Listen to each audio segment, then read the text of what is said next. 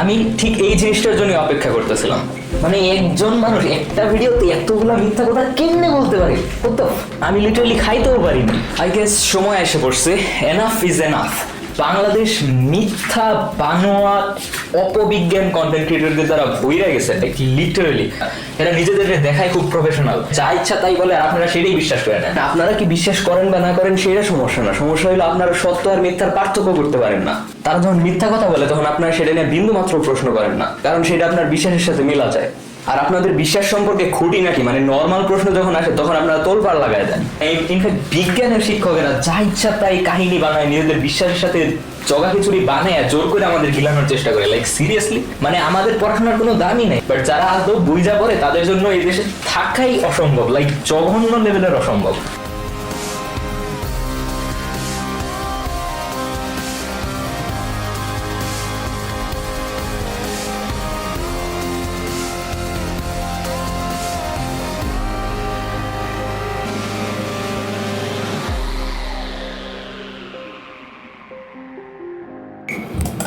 নাস্তিকরা স্রষ্টাকে অস্বীকার করতে কিংবা মানুষ যে একজন স্রষ্টার সৃষ্টি এটাকে ভুল প্রমাণ করতে সবসময় যে বিষয়টা সামনে আনে সেটা হচ্ছে বিবর্তনবাদ। ওয়েল, এই বিষয়টা আসলে স্রষ্টা সম্পর্কে না, বেসিক্যালি বেশিরভাগ রিলিজিয়নই বিবর্তনের সমর্থন করে না। আই মিন কোনোটাই করে না, কারণ রিলিজিয়ন এত আগে তৈরি হয়েছে তখন বিবর্তন সম্পর্কে মানুষের ধারণাই ছিল না, বা ধারণা করতেও পারতো না। হালকা ধারণা হয়তো ছিল আগেকার দার্শনিকদের, তারা জাস্ট ইনটুইশন করছিলেন। অনেকে হয়তো বলতে পারে যে তাদের রিলিজনের সাথে বিবর্তন কন্ট্রাডিক্ট করে না, বাট আমি এটার সাথে টোটালি এগ্রি করি না।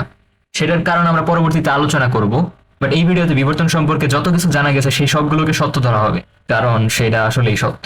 মানে স্রষ্টাকে অস্বীকার করে সেটা বলা যায় না, কিন্তু সো অবভিয়াসলি তারা এটা ইউজ করতেই পারে, কারণ এটা লাইক লিটারালি প্রমাণিত একটা জিনিস। সো এইটা নিয়ে বলার কিছু নাই, দেখা যাক পরে কি হয়। বিবর্তনের কথা বলতেই তারা ডারউইনবাদকে সামনে আনে। এই যে এই জায়গায় সে একটা ভুল করলো, বিবর্তন বলতে জাস্ট ডারউইনবাদ না, কারণ এক্স্যাক্টলি যদি আমরা আগেকার ডারউইনের যে মতবাদগুলো ছিল সেটার কথা বলি, তাহলে সেটা মিস্টেকেন বলা যায় না, বাট সেটা কমপ্লিটেড ছিল না। সেইখানে মানে তার সময় তো মাইক্রোস্কোপ ছিল না, কোনো ধরনের ডিএনএ বা ক্রোমোজোম সম্পর্কে আমাদের ধারণা ছিল না, সো সে মিউটেশন সম্পর্কে আসলে বলে নাই। সো সে জাস্ট ন্যাচারাল সিলেকশনের উপর ভিত্তি করে বলছিল যে এটা আসলে আমাদের এই পৃথিবীতে ঠিকঠাকভাবে কাজ করার কথাই না, বাট যেহেতু সে জানতোই না যে সেটা আসলে কিরকম ভাবে সম্পূর্ণভাবে হয়, সো সেইটা ভুল হইলে সেটা আমাদের কিছুই যায় আসে না। এখন তো নিও ডারউইনিজম আছে, যেখানে এখন আমরা বর্তমানের যে জিনিসগুলো জানা আছে সেগুলো ইনক্লুড করি এবং সেটা প্রমাণিত। সো জাস্ট ডারউইনিজমের কথা সামনে আনে মানে আপনি কি বোঝাইতে চান জানি না। বেশিরভাগ মানুষ ডারউইনিজম একটা ধর্ম হিসেবে দেখায়, কারণ ওই যে কথা আছে না যে যেই রকম সে আরেকজনের সেই দৃষ্টিতে দেখে, সো তার কাছে যেরকম মানে ধর্মকে বিশ্বাসের একটা ব্যাপার মনে হয় ধর্ম জিনিসটারে, একইরকম ভাবে সেই ডারউইনবাদরেও একটা বিশ্বাসের ব্যাপার মনে করে। বাট সায়েন্স বিশ্বাসের ব্যাপার কেমনে হলো? যেটা প্রমাণিত সেটা প্রমাণিত, লাইক সিরিয়াসলি। আসলে ডারউইনবাদ মূলত কি জিনিস? আচ্ছা, সে এটা এক্সপ্লেন করার চেষ্টা করতেছে। On the origin of species এই বইটা লেখার কারণেই তার এই দর্শনকে ডারউইনিজম বলা হয়, কিন্তু বর্তমান নাস্তিকরা এই ডারউইনিজমকে বিজ্ঞানবাদ বলে থাকে। ডারউইনিজমরে বিজ্ঞানবাদ বলা থাকে? লাইক সিরিয়াসলি সে কি সবকিছুর একটা ধর্মের দৃষ্টিতে দেখতেছে যে একটা জিনিস বাদ হইতে হবে আরেকটা বাদ হইতে হবে? Like what the hell man. Darwin 19 শতাব্দীতে তার অরিজিন অফ দ্য স্পিসিস বই লিখছিলেন, সেখানে তিনি ন্যাচারাল সিলেকশনের মাধ্যমে বলছিলেন বিবর্তন কেমনে হয়। জাস্ট ন্যাচারাল সিলেকশন, মিউটেশনের কথা সেখানে ছিলই না, কারণ মানুষ জানতোই না যে ডিএনএ বা ক্রোমোজোম এক্সিস্ট করে তখন। সো অবভিয়াসলি সেটা ডারউইনবাদ। আর বর্তমানে আমাদের কাছে নিও ডারউইনিজম আছে, ডারউইনবাদ কমপ্লিট ছিল না, এখন আমাদের কাছে ফুল ভিউ আছে এবং সেটা প্রমাণিত, এবং অবভিয়াসলি সেটা আমরা বিজ্ঞান বলতে পারি। বাট আপনি যেরকম ভাবে সেটা ধর্ম হিসেবে দেখাইতেছেন সেটা কিন্তু একদমই বাজে একটা ভিউ পয়েন্ট। সে একটা বায়াস তৈরি করতেছে, কিরকম ভাবে তৈরি করে সেটা আপনি একটু পরেই দেখতে পাবেন, এবং মিথ্যাচার তো সে পরে করছেই, সেগুলো সম্পর্কে আমরা আলোচনা করব। বা বিজ্ঞানের একটা অংশ মনে করে। ওয়েল, এটা বিজ্ঞানের অংশ জাস্ট না, এটা লাইক লিটারালি জীববিজ্ঞানের একটা বেস। এইটা ছাড়া জীববিজ্ঞান সম্ভবই না। লাইক ফিজিক্স কেমিস্ট্রির বেস আছে, আপনি মনে করেন আর জীববিজ্ঞানের বেস থাকবে না? ওই ক্যারোলাস লিনিয়াসের দেওয়া যে হইতাছে বিশাল বড় চার্টটা ছিল, বিবর্তন সেটার মধ্যেই ফিট করে, ফুল না বাট সেটার মধ্যেই করে, যেটা লাইক একটা রিয়েল লাইফ বেস হিসেবে কাজ করে। ওই চার্টটা তো জাস্ট রিয়েল লাইফ না, বাট চার্টটা রিয়েল লাইফ ভার্সনই হইতেছে বিবর্তন, এবং এই বিবর্তন ছাড়া মেডিকেল সায়েন্সের কিছুই এখন পর্যন্ত উন্নতি আপনি দেখতে পাইতেন না। লাইক এটা লিটারাল একটা বেস, এটা ছাড়া কাজই করবো না কিছু। সো এটা জাস্ট বিজ্ঞানের অংশ না, এটাই আস্ত জীববিজ্ঞান। জাস্ট বিবর্তন দিয়ে পুরা জীববিজ্ঞানকে বিশ্লেষণ করা সম্ভব। যেহেতু সব প্রজাতি একটা প্রজাতির থেকে বিবর্তিত হয়ে আসছে, তো সেই অনুযায়ী আপনি জাস্ট একটা স্মল পয়েন্ট অফ ভিউ এর দিকে ভিউয়ারদের নিতে আসেন। অথচ এই ডারউইনিজমের সাথে বিজ্ঞানের অনেক সাংঘর্ষিকতা। এই যে সে তার প্রথম মিথ্যা কথাটা বললো, তাই ডারউইনিজমের সাথে হালকা সাংঘর্ষিকতা ছিল, কারণ সেটা পূর্ণ ছিল না। এখন যদি আমরা নিও ডারউইনিজমের কথা বলি, যেটা হলো বিবর্তনের বর্তমান ভার্সন, সে কেমনে জাস্ট রাইট আপ আইসা বইলা দিল যে এটার সাথে বিজ্ঞানের সাংঘর্ষিকতা। লাইক সিরিয়াসলি, একটু কি পড়াশোনা করছেন এই বিষয়ে? লাইক জাস্ট আপনি ফেসবুক থেকে কি শিখছেন নাকি এই বিষয়গুলো নিয়ে? এই ডারউইনবাদী নাস্তিকরা খেয়াল করবেন, মানে সে এই জায়গায় অবভিয়াসলি একটা মানুষের গ্রুপে টার্গেট করার চেষ্টা করতেছে। সে এমন ভাবে তাদের বলতেছে যে তাদের কোনো সম্মান নাই বা তারা মনে হয় পড়াশোনাই করেন নাই, বাট অবভিয়াসলি তাদের পড়াশোনা ছাড়া এখন পর্যন্ত অনেক বড় বড় কিছুই আবিষ্কার হইতো না। তারা এই ডারউইনবাদকে সত্য প্রমাণ করার জন্য আপনাকে বায়োকেমিস্ট্রি দেখতে বলবে, তারা জেনেটিক্সের কথা বলবে, anatomy, psychology, sociology, morphology, language কিংবা বায়োজিওগ্রাফির উদাহরণ দিবে। ওয়েল ইয়েস, অবভিয়াসলি আমরা এই সব কিছুর উদাহরণ দেই এই কারণে, কারণ প্রত্যেকটা জায়গায় বিবর্তনের প্রমাণ পাওয়া যায়, প্রত্যেকটা জায়গায়। এটা জাস্ট এত অসাধারণ। লাইক যে ফিল্ডের মানুষ জানতো না সেই বিবর্তনের কাজ করতেছে, সেই ফিল্ড থেকে বিবর্তনের প্রমাণ পাওয়া গেছে। মানুষ আগে গুহায় থাকতো, সেখান থেকে কেমনি করে সাইকোলজিক্যাল ডেভেলপমেন্ট হয়ে আমরা এখন বর্তমান সমাজে বসবাস করি, এই সব কিছু জানার জন্য আপনার ঘুরে ফিরে সেই বিবর্তনেই ফিরে যাইতে হয়। সো আপনি একটা ন্যাচারাল প্রসেস যেটার ভিত্তি আছে সেইটাই তো ফলো করে এই সব কিছুর হইতাছে, সবকিছুর সবগুলা ফিল্ডের মধ্যে প্রমাণ পাবেন। আর আমরা সেটাই দেখতে পাইতেছি, সবগুলা ফিল্ডের মধ্যে আমরা প্রমাণ পাইতেছি, কারণ ন্যাচারাল ভিত্তির বাইরে কোনো কিছু না হওয়াটাই স্বাভাবিক। হঠাৎ করে একটা জীব আইসা বললো, আরেকটা চলে গেল, মানে ফিজিক্সের কতগুলা নিয়ম ভাঙ্গা যায় এই জিনিসটা হইলে, আপনি সেটা জানেন। সে এমন ভাবে বলতেছে যেন মনে হয় যে আমরা যত ফিল্ড ইউজ করবো একটা জিনিস প্রমাণ করার জন্য, সেই জিনিসটা তত ফালতু বা তত অপ্রমাণিত। মানে তার কথার টোনটা ঠিক নাই, এবং টোনও কিন্তু একটা মানুষকে খুব বাজেভাবে বায়াসড করে দিতে পারে। ডারউইনবাদের থিওরিটা একটা সম্ভাবনা বা সম্ভাবনার উপর তৈরি। সো সেই জায়গায় কথার মানেও সে জানে না। সে প্রথম বললো ডারউইনবাদের থিওরি একটা সম্ভাবনা বা সম্ভাবনার উপর তৈরি। সো প্রথমত ডারউইনবাদ এর একটা হাইপোথিসিস ছিল তখন, এটা জাস্ট থিওরি না। এরপর থিওরি তাইলে কি জিনিস? হাইপোথিসিস হলো যেটা প্রমাণ নাই, যেটা আপনি জাস্ট স্পেকুলেট করছেন। থিওরি হলো এমন একটা বিশাল সাবজেক্ট যেটা প্রমাণ আছে, যেটার কি হইতে পারে ভবিষ্যতে, কি না হইতে পারে, সেটা দিয়ে কেমনে করে সবকিছু ব্যাখ্যা করা যায়, সেটা সম্পূর্ণ একটা লিস্ট। লাইক একটা বই হইতেছে আস্ত একটা থিওরির মতো। থিওরি মানে এই না যে সেটা প্রমাণিত না। আমরা যদিও ভাষাটাকে উলট পালট ভাবে ইউজ করি আমাদের দৈনন্দিন জীবনে। উদাহরণস্বরূপ আইনস্টাইন থিওরি অফ রিলেটিভিটি বা আপেক্ষিকতা তত্ত্ব একসময় জাস্ট তত্ত্বই ছিল, বাট বর্তমানে আমরা ক্লিয়ারলি নিজের চোখে এটা দেখছি যে সময়ের মধ্যে আসলে পরিবর্তন ঘটে, টাইম ট্রাভেল ঘটে। বাট স্টিল এটারে আমরা কিন্তু থিওরি অফ রিলেটিভিটি বইলা থাকি, কারণ এটা একটা বিশাল সাবজেক্ট। এর ভিতর প্রমাণিত জিনিস, অপ্রমাণিত জিনিস, কি হইতে পারে না পারে, সূত্র টুত্র সব আছে।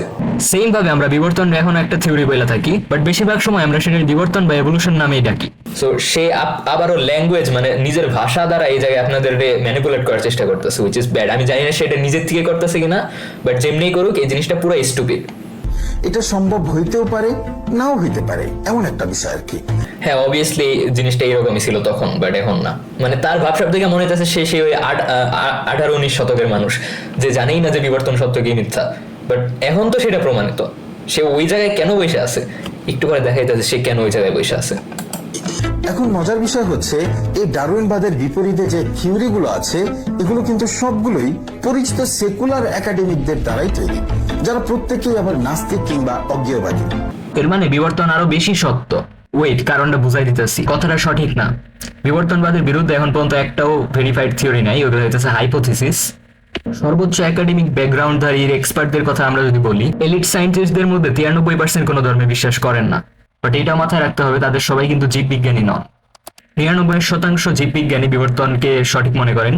সকল জীববিজ্ঞানী ভালোভাবেই জানেন যে বিবর্তনের যেই পরিমাণ প্রমাণ আছে সেই অনুযায়ী এটি অবশ্যই সত্য এবং একটি আনডিনাইবল প্রসেস। 1% শুধুমাত্র ধর্মীয় কারণে বিবর্তনকে রিজেক্ট করেন। এখানে আমাদের তথ্যের কিছু ভ্যারিয়েশন বোঝা দরকার। 8 থেকে 10% জীববিজ্ঞানী সম্পূর্ণ বিবর্তনকে স্বীকার করেন না। তারা মনে করেন যে বিবর্তনের কিছু অংশ সত্য, যতক্ষণ পর্যন্ত সেটা তাদের বিশ্বাসের সাথে কন্ট্রাডিক্ট না করে।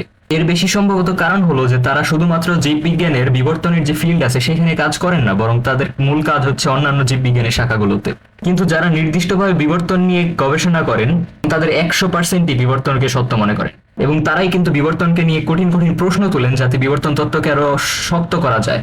ঠিক যেরকম ভাবে বিজ্ঞান কাজ করে। সো যারা বিবর্তন নিয়ে কাজ করেন তাদের কেউই বিবর্তনকে রিজেক্ট করেন না, রিজেক্ট করে হলো আপনার মতো মানুষেরা।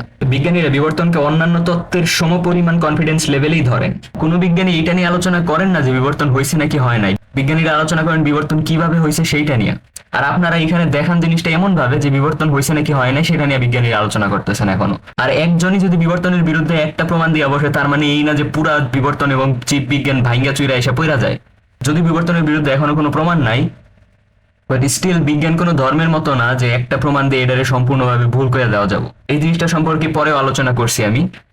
অনেক মনে করে যে আমরা জোরপূর্বক বিবর্তনকে সত্য বানানোর চেষ্টা করছি, যারা বিবর্তনের বিপক্ষে তত্ত্ব দেয় তাদের মুখ আমরা বন্ধ করে রাখি। বাট আসলে যদি তাই হইতো তাহলে বিজ্ঞানীরা যে জিনিসটা করতে অক্ষম সেই জিনিসটা একদম ক্লিয়ারলি তুলে ধরতেন না। বিবর্তন সম্পর্কে যেসব গ্যাপ আছে বা যেসব জিনিসগুলো আমরা জানি না সেটা একদম ইন্টারনেটে ক্লিয়ারলি বলা আছে। সো বিজ্ঞান আপনাদেরকে চ্যালেঞ্জ করে সেই গ্যাপগুলো ফিল করার জন্য। বিজ্ঞানের উদ্দেশ্য যদি এইটাই হয়তো মানুষের মুখ বন্ধ করে দেওয়া, তাহলে যে জিনিসটা আমরা পারি না সেটা নিয়েও আমরা গল্প বানাইতাম এবং মানুষের ম্যানিপুলেট করতাম।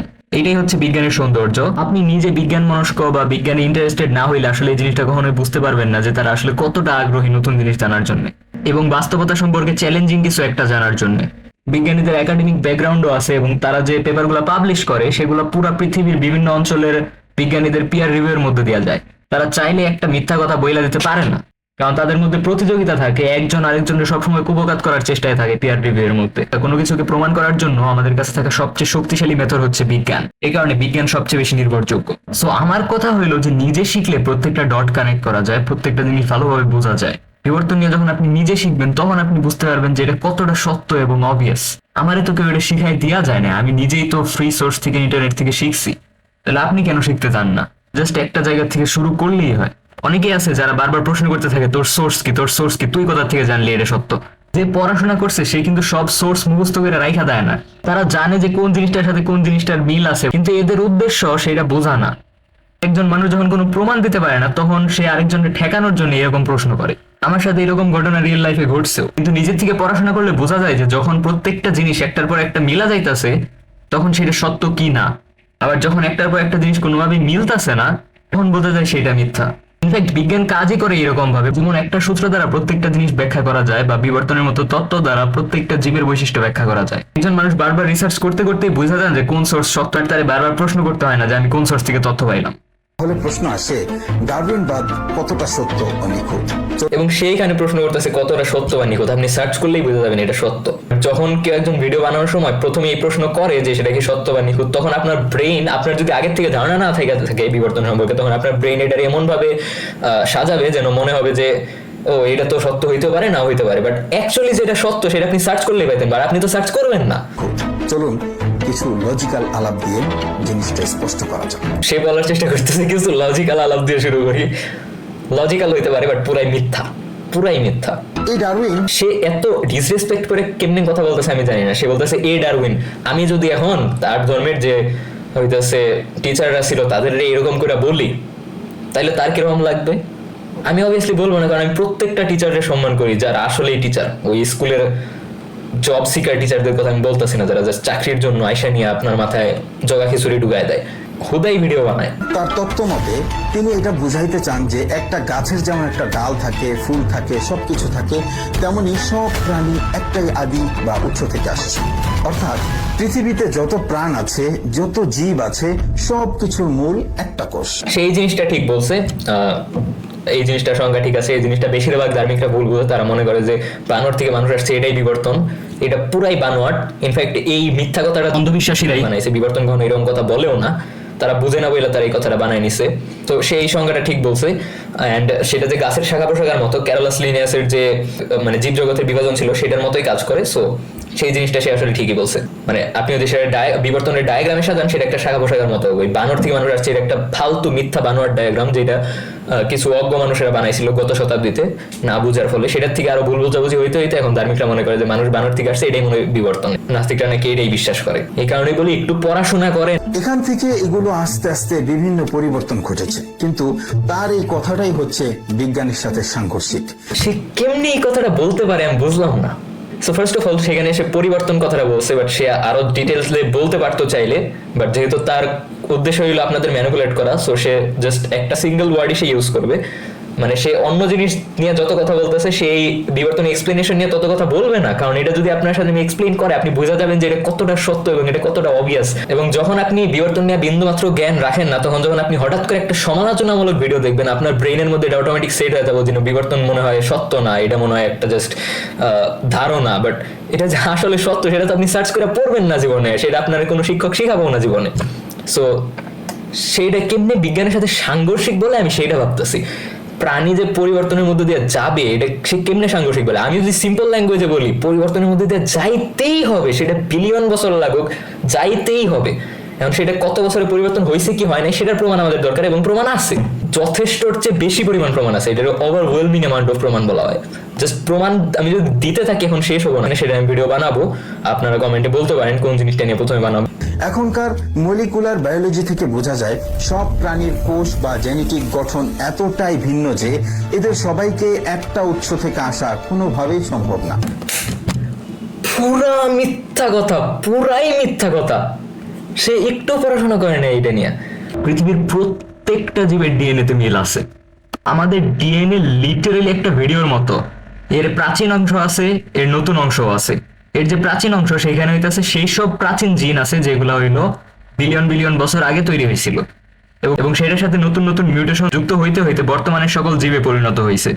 এবং সকল জীবের জেনেটিক কোড যদি আমরা প্রাচীন অংশ থেকে শুরু করে নতুন অংশ পর্যন্ত সাজাই, তাহলে সেটা শাখা প্রশাখার মতো হবে, ঠিক বিবর্তনের শাখা প্রশাখার মতো।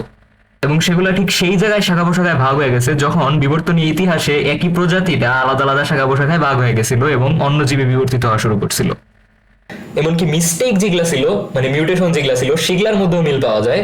যেগুলা ভালো মিউটেশন খারাপ মিউটেশন সবগুলোর মধ্যে মিল পাওয়া যায়, মানে যেগুলো আর কি এক্সিস্ট করে এখন পর্যন্ত। যেগুলো এক্সিস্ট করে না সেগুলো তো উদাও হয়ে গেছে, সেগুলোর সম্পর্কে কিছু বলার নাই।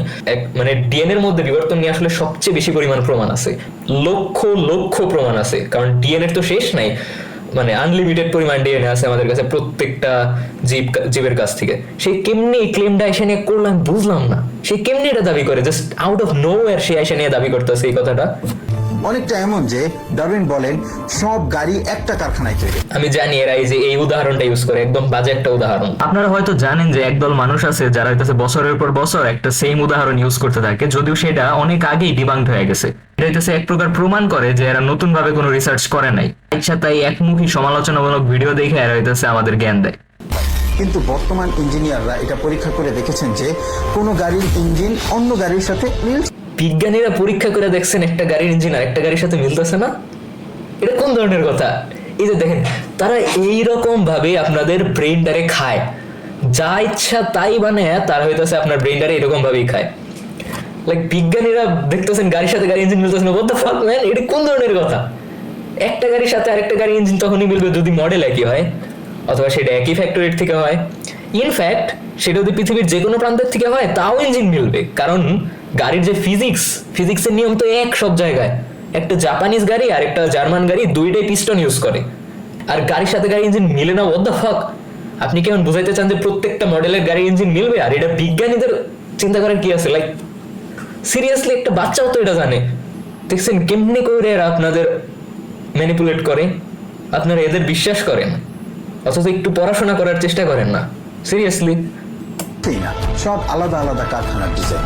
ডারউইনিজমের কথা সবকিছু এক জায়গা থেকে আসছে, কিন্তু বর্তমান বিজ্ঞান বলছে না, সবকিছু এক জায়গা থেকে আসে নাই, এক একটা এক জায়গা থেকে আসছে। সে কার কাছ থেকে বিজ্ঞান শিখছে? লাইক সে কি অন্য একটা মহাবিশ্ব থেকে আইসা নিয়ে এই পৃথিবীতে ঠাস করে পড়ে গেছে? সে কি অন্য কোনো ডাইমেনশন থেকে আসছে নাকি? পুরা মিথ্যা কথা এটা। আমাদের কাছে লক্ষাধিক প্রমাণ আছে যে প্রত্যেকটা জীব একই জায়গা থেকে আসছে। ইয়েস, অনেকগুলো মিস্ট্রি আছে, যেমন হইতাছে তাদের মলিকুলার স্ট্রাকচার নিয়ে যে সে অনেক বেশি কমপ্লেক্স, বাট তাদের কোনোটাই আসলে বিবর্তনের ভুল প্রমাণিত করে না, একটা ওই জায়গায় বিবর্তনের ভুল প্রমাণিত করে না। ইনফ্যাক্ট আপনি বলেন তো দেখি যে আপনার সৃষ্টি তত্ত্ব দিয়ে সেটা আপনি কেমনে প্রমাণ করতে পারেন? আমি অবভিয়াসলি সেটা নিয়ে বলার চেষ্টা করতেছি না এখন। আচ্ছা যাই হোক, দেখা যাক এরপরে কি বলে। সহজ কথায় জেনেটিক কোড বা ডিএনএ হলো যে কোনো প্রাণীর ব্লুপ্রিন্ট বা নকশা। এইটা ঠিক, অবভিয়াসলি। ডারউইনের সময় মাইক্রোস্কোপ এতটা উন্নত ছিল না, তাই সেই বাহির থেকে দেখে ভেবেছিলেন সব প্রাণী কাছাকাছি। মাইক্রোস্কোপ ছিল না দেখেই তো তিনি জাস্ট ন্যাচারাল সিলেকশনের কথা বলছেন। আমি তো এটা একটু আগেই বললাম, সে যদি মাইক্রোস্কোপ ছিল জানতো তাহলে সে তার তত্ত্ব আরো ভালোভাবে দিতে পারতো এবং তখন বিবর্তন আরো এগিয়ে যাইতো। সে মানে বাস্তবতার বিপক্ষে বাস্তবতার ইউজ করে কেমনে যুক্তি দিতেছে আমি বুঝলাম না। জিনিসটা এরকম যে সে বলার চেষ্টা করতেছে যে সূর্য পূর্ব দিকে ওঠে তাই পূর্ব দিকে ওঠে না। এখনকার বিজ্ঞানীরা যখন ডিএনএর ভিতরে ঢুকলেন, বিজ্ঞানীরা ডিএনএর ভিতরে ঢুকলেন, what the- ভাষার মধ্যে যদি আপনার ক্লিয়ারেন্স না থাকে আপনি আসলে যুক্তির মধ্যেও ক্লিয়ারেন্স পাবেন না। যুক্তি কাজই করে ভাষার মাধ্যমে। আপনার তখনই তার কন্টেন্ট এড়াই যাওয়া উচিত, আপনার নিজের পড়াশোনা করা উচিত। তারা দেখলেন এদের নকশার মধ্যে কোনো মিল নাই। পুরাই মিথ্যা কথা বইলা দিছে, একদম মিথ্যা কথা বইলা দিছে। আমি যে চিন্তাই করতে পারতাছি না, এই যে 1 বছর যাবত আমি জীববিজ্ঞান এবং বিবর্তন নিয়ে শিখতাছি, একটা কেসও এমন পাই নাই যে জায়গায় কেউ একজন বলছে যে এদের ডিএনএ তে মিল নাই। প্রত্যেকটা ভিডিওতে, প্রত্যেকটা পেপারে, প্রত্যেকটা বইয়ে বলা আছে এদের মধ্যে মিল আছে তো আছে, আর মিলই খালি আছে, অমিল নাই। তো সেই যে হঠাৎ করে এসে বললো মিল নাই, পুরাটাই মিথ্যা কথা। অথচ আপনারা তার প্রশ্ন করবেনই না, কারণ কি? কারণ সেটা আপনার বিশ্বাসের সাথে মিলা যায়। ওয়াও, আমাদের পড়াশোনার দরকার নাই, আসেন আমরা সবাই মিলা জাস্ট তাদের মতো বানোয়াট মিথ্যা কথা বলি। এক এক প্রাণীর ডিএনএ কোড এক এক রকম। এটা অনেকটা এমন যে একটা সাইকেলের চাকা আর একটা জেট ইঞ্জিনের ডিজাইন কোনোভাবেই এক কারখানা থেকে আসতে পারে না। এখনকার বিজ্ঞানীরা যখন মাটি ফুঁড়ে ফসিল বা পুরনো প্রাণীদের হাড়গোড় বের করেন, তখন তারা ডারউইনের এই তত্ত্বের পুরো উল্টো একটা চিত্র দেখতে পান। পুরাটাই মিথ্যা বললো, তার কথার উল্টাটাই আমরা দেখতে পাই। এর বিপক্ষে একটাও ভেরিফাইড প্রমাণ আজ পর্যন্ত পাওয়া যায়নি। প্রত্যেকটা ফসিল, ইনফ্যাক্ট বিবর্তনের শুরুর থেকেই সবচেয়ে বেশি যে প্রমাণটা পাওয়া গেছিল শুরুর থেকে, সেটা হইতেছে ফসিলের প্রমাণ। আমরা দেখছি মাটির নিচের যত ফসিল আছে, নিচের স্তরের ফসিল, মানে নিচের না, নিচের বললে ভুল হবে, কারণ জিওলজিক্যাল লেয়ারগুলো মাঝে মধ্যে উল্টে আর ডান থেকে বামে চলে যায়। তখন দেখা যায় যে নিচের লেয়ার যেটা ছিল সেটা হইতেছে এই পাশে ডানে আসা পড়ে। সো মাটির নিচের লেয়ারের ফসিল সবসময় কম জটিল হয়, উপরের লেয়ারের ফসিল সবসময় বেশি জটিল হয়। নিচের লেয়ারে সবসময় কম পরিমাণ ফসিল, উপরের লেয়ারে বেশি পরিমাণ ফসিল পাওয়া যায়। মানে কি? মানে প্রাণী আগে কম জটিল ছিল, ধীরে ধীরে সেটা বেশি জটিল হয়েছে। জাস্ট বিবর্তন। আর কিছু দিয়ে এটারে আপনি কেমনি এক্সপ্লেন করেন আমি জানি না। এর উল্টা কখনোই দেখা যায়নি, কখনোই দেখা যায়নি যে জটিল প্রাণী কম জটিল প্রাণীর নিচে আছে।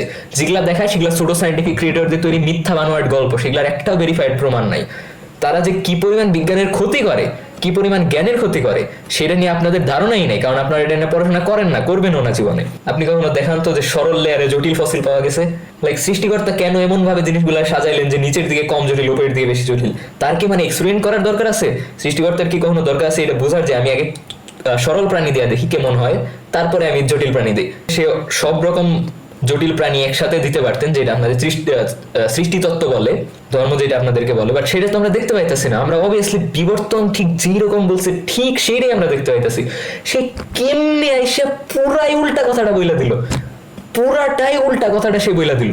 মানে আস্ত একটা মিথ্যা কথা আপনার সামনে ঢাইলা দিল, অথচ আপনি সেটা নিয়ে জীবনেও প্রশ্ন করবেন না, কারণ সেটা আপনার বিশ্বাসের সাথে মিলা যায়।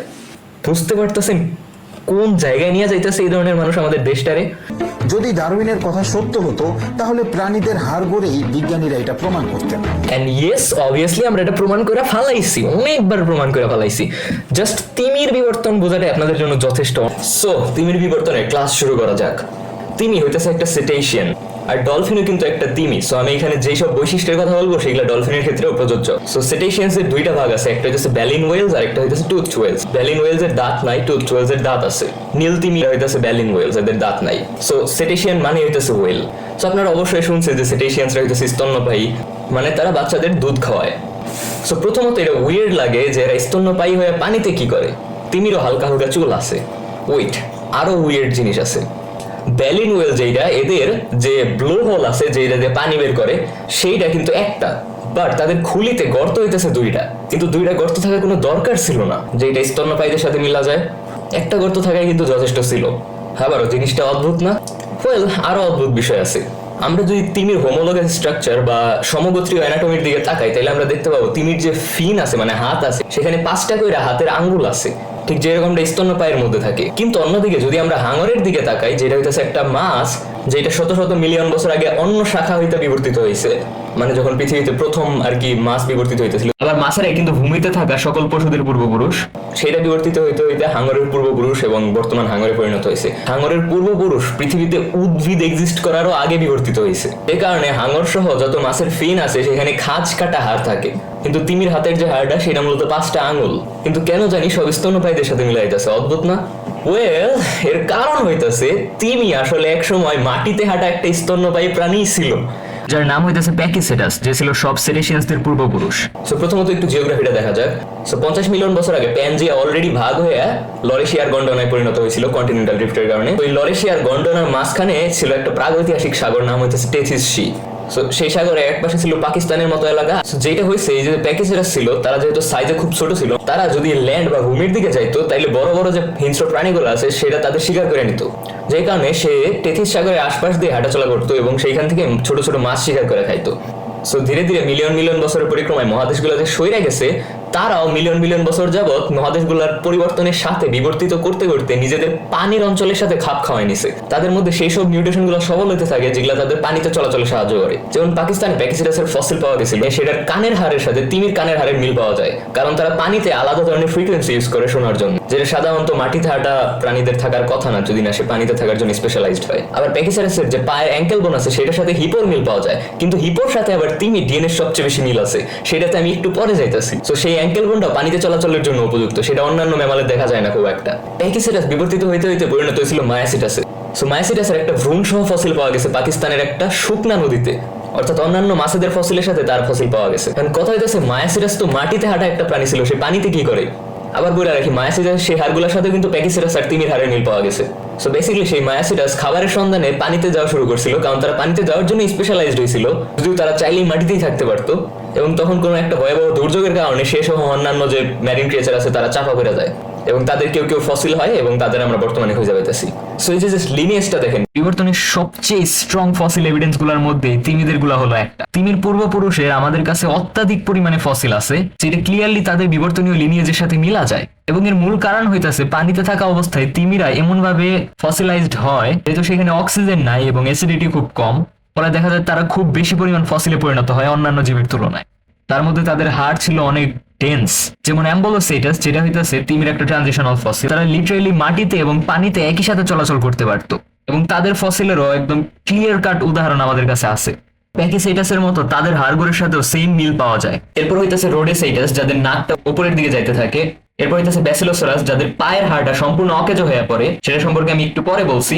এবং সবশেষ ডোরোডন সম্পূর্ণভাবে পানিতে থাকার জন্য বিবর্তিত হয়। ঠিক লিনিয়েজ যেরকম ভাবে প্রেডিক্ট করে সেই রকম ভাবে ফসিলগুলো কিন্তু পাওয়া গেছে, অর্থাৎ মাটির নিচের স্তরে মাটিতে থাকা তিমির পূর্বপুরুষের ফসিল পাওয়া গেছে এবং যত উপরের স্তরে যাওয়া হয় তত বেশি পানিতে থাকার জন্য উপযুক্ত ফসিল পাওয়া যায়।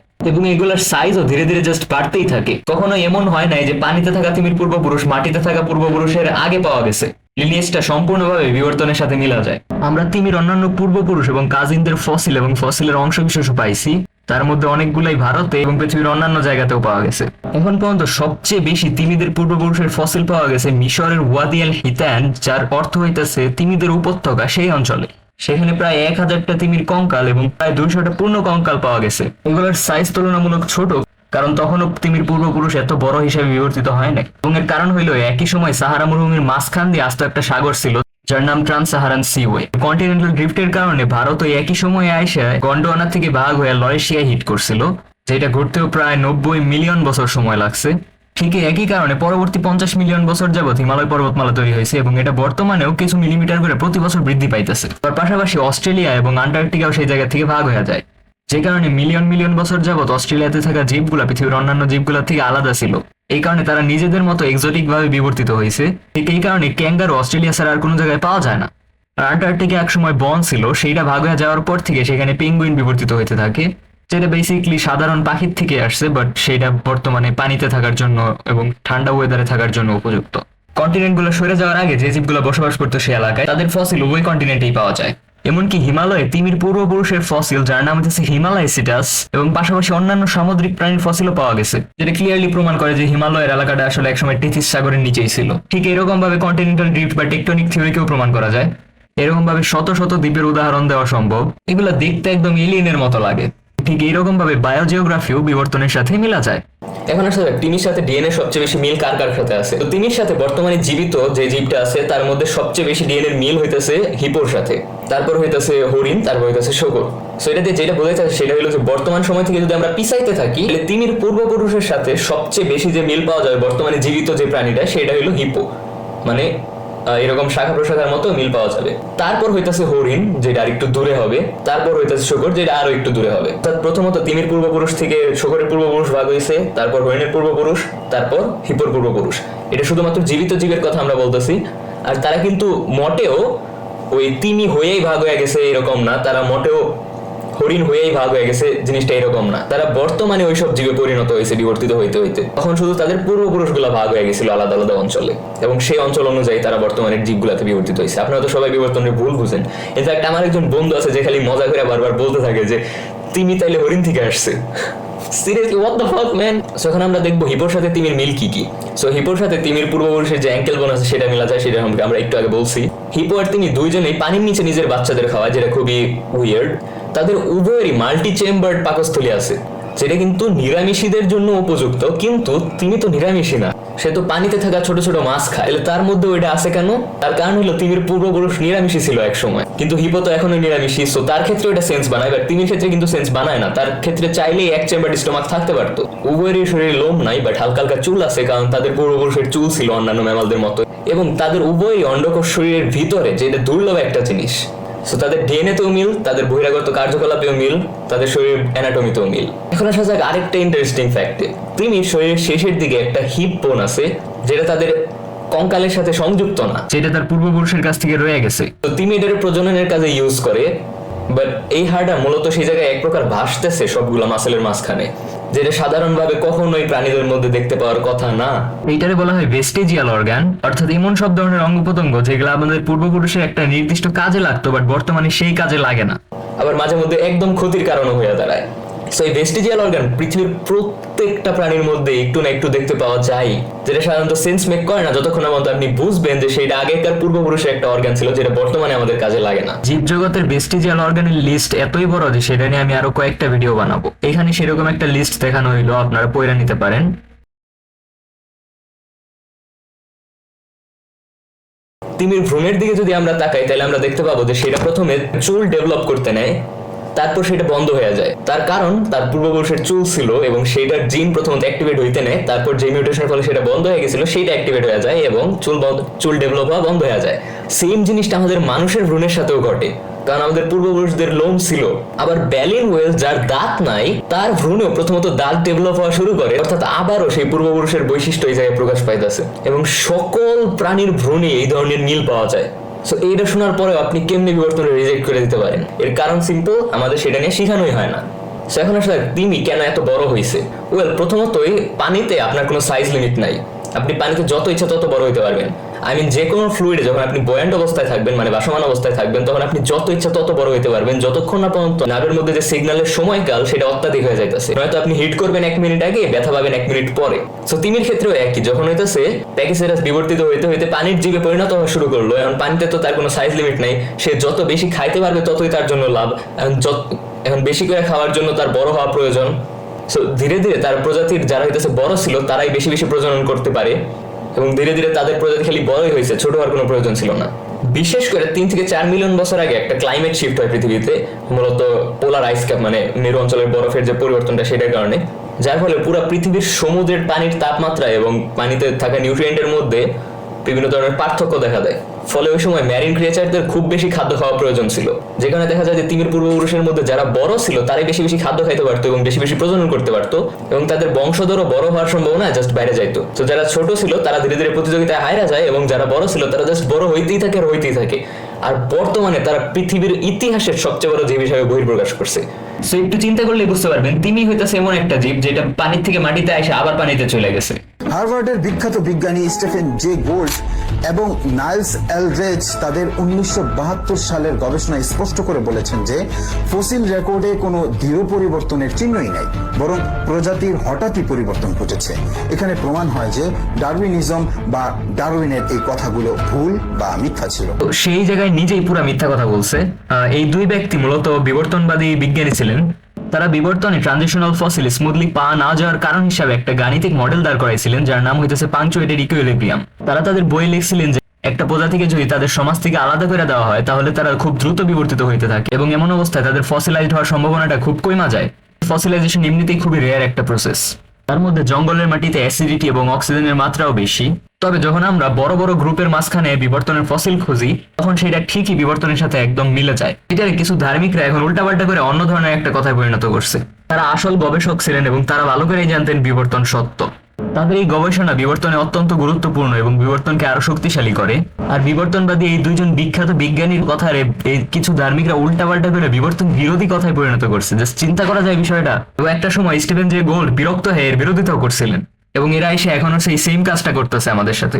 ধর্ম কি এদের মিথ্যা কথা বলা শিখায়? Another one that gets thrown at me from time to time, in fact this one's probably my favorite, comes from the famous biologist Stephen Jay Gould, who says the fossil record includes no transitional forms. Yikes. That's pretty damning. It's so damning, in fact, that we actually have to read the sentence before and after this one. In this case, it comes from a paper that Gould wrote back in 1981, and the whole thing is, it is infuriating to be quoted again and again by creationists, whether by design or stupidity, I don't know, as saying that the fossil record includes no transitional forms. Transitional forms are generally lacking at the species level, but they are abundant between larger groups. You know you gotta be desperate when you hear someone say, I'm so sick of people saying I said something stupid, and you say, he literally just said the word something stupid, you guys. But just correcting quotes isn't enough. Remember, we're deviating from dogma and dualism. What creationists don't understand is that we don't worship Darwin and Gould. When someone's mind has been chained by dogma, it can be very difficult for them to understand this part of science because they look to one book for all the answers. They assume that we do too. Because they look to one creator who made everything. They think that if they can tear down some big biologist, the rest of biology will come crashing. শেষের দিকে সে একটা গুরুত্বপূর্ণ কথা বলছে, সেটা হইতেছে ধর্ম কিছু মানুষকে এতটাই গোড়া বানিয়ে ফেলাইছে যে তারা সবকিছুকে একটা ডুয়ালিস্টিক বা দ্বিমুখী ভিউ দেখে, যে এটা হইলে এটা হইতেই হবে, নয়তো এটা হইতে পারবে না।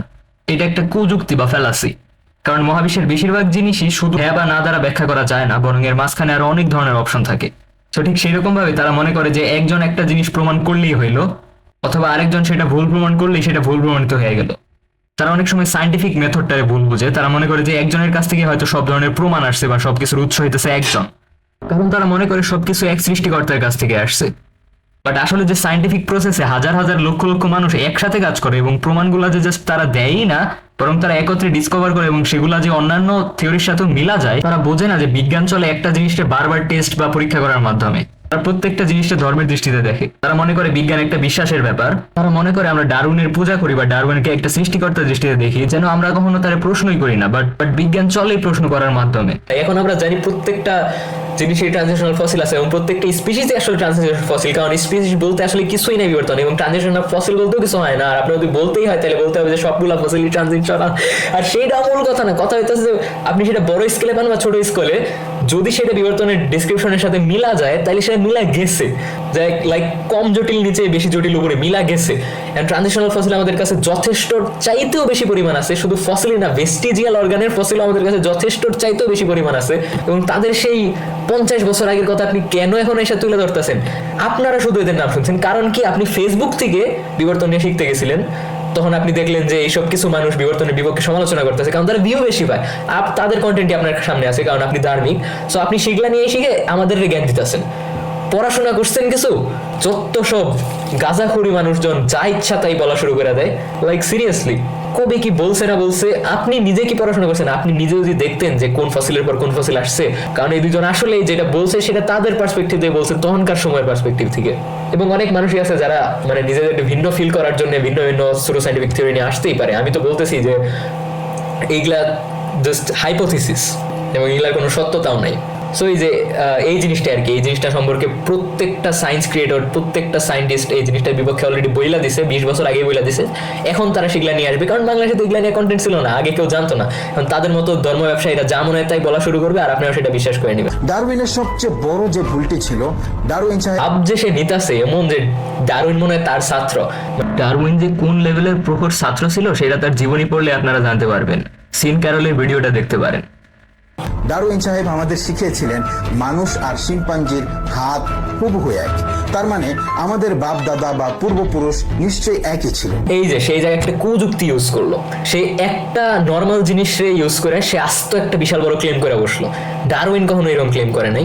সে জাস্ট দেখাইছে যে আমাদের হাতের মধ্যে অনেক বেশি মিল আছে। এখন বর্তমানে আমরা জানি যে অবভিয়াসলি আমাদের পূর্বপুরুষ এক ছিল, আমাদের অবভিয়াসলি বর্তমানে ওভারওয়েলমিং অ্যামাউন্ট অফ প্রুফ আছে, বাট সে যেরকম করে বললো এটা একটা কুযুক্তি বা ফ্যালাসি, সে একটা সিম্পল জিনিস নিয়ে এমন একটা বড় জিনিসটা এক্সপ্লেন করতে গেল যেটা মিথ্যা বলা যায় না, বাট সে এমন ভাবে এটা আপনার সামনে প্রেজেন্ট করতেছে আপনার যেন মনে হয় যে ডারউইন যেন মিথ্যা কথা বলছে, আপনার এরকম ফিল করাইতে চাইতেছে সে।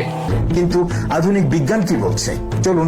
এই যে সে এখন একটা মিথ্যা কথা বলবে, সে বলার চেষ্টা করছে আধুনিক বিজ্ঞান কি বলছে। আধুনিক বিজ্ঞান অবভিয়াসলি বলছে যে আমাদের পূর্বপুরুষ এক ছিল, এবং এটা সম্পর্কে প্রমাণ আধুনিক বিজ্ঞানই আমাদের দিয়েছে। ডারউইনের সময় এটার প্রমাণ ছিল না বললেই চলে, জাস্ট হাত দেখা যে জিনিসটার কথা আপনি বললেন সেটাই ডারউইন দেখতে পাইতো তখন, বাট ডারউইন কখনো এইটা একদম 100% বলে নাই যে আমাদের পূর্বপুরুষ এক ছিলই। আজ একদম সহজ ভাষায় এটা বোঝায় দিই, নাকি সহজ ভাষায় এটা বুঝাই দিব। খেয়াল করবেন নাস্তিকরা নিজেদের বাপ দাদা বোঝাতে শিম্পাঞ্জি বা বানরের ছবি দেয়। এই যে সে আপনাদের ব্রেনটারে কিরকম ভাবে খাইতেছে দেখেন তো, সে আপনাদের লিটারালি এমন ভাষা ইউজ করতেছে যেন আমাদের বাপদাদায় শিম্পাঞ্জি ছিল, বানর ছিল, অথচ সেই ধরনের ছবিগুলো কিন্তু তারাই বানায়, তারা এই ধরনের কথা বলে। বিজ্ঞানীরা বা নাস্তিকরা কোনোদিনও বলে নাই যে আমাদের বাপদাদায় এই শিম্পাঞ্জি বানর ছিল, এটা সম্ভবই না বিবর্তনের দ্বারা। বিবর্তন কোনোদিনও বলে নাই যে আমরা শিম্পাঞ্জি বানর থেকে বিবর্তিত হয়েছি। বিবর্তনের কথা একটাই, সেটা হলো প্রত্যেকটা জীব একই জীব ছিল একটা সময়, এগুলা শাখা পোশাখার মতো, গাছের শাখা পোশাখার মতো। সো মানুষ আর শিম্পাঞ্জির মধ্যে সবচেয়ে বেশি মিল, কারণ তারা শাখা পোশাখার যদি আমরা পিছনে যাইতে থাকি, বর্তমানে জীবিত আমাদের কাছাকাছি সবচেয়ে যে জীব যেটা একই শাখার থেকে ভাগ হয়েছে সেটা হলো শিম্পাঞ্জি। এর বাইরেও আরো কাছাকাছি যে মানুষের অন্যান্য প্রজাতিগুলো ছিল সেগুলো বিলুপ্ত হয়ে গেছে, হোমো নিয়ান্ডারথাল, হোমো ইরেক্টাস, সেগুলো সম্পর্কে আমি পরে বলবো। আমাদের মানুষের মতো আরো প্রজাতি ছিল, বাট সেগুলা বাদে যেহেতু সেগুলো বিলুপ্ত হয়ে গেছে, জীবিত যেটা তার মধ্যে সবচেয়ে কাছাকাছি শাখা পোশাখা হইতেছে শিম্পাঞ্জি। এদের সাথে আমাদের 98.8% ডিএনএ মিল আছে, এবং যে ডিএনএতে যে মিস্টেক গুলো আছে, যে মিউটেশন গুলো আছে, সেগুলারও মিল আছে।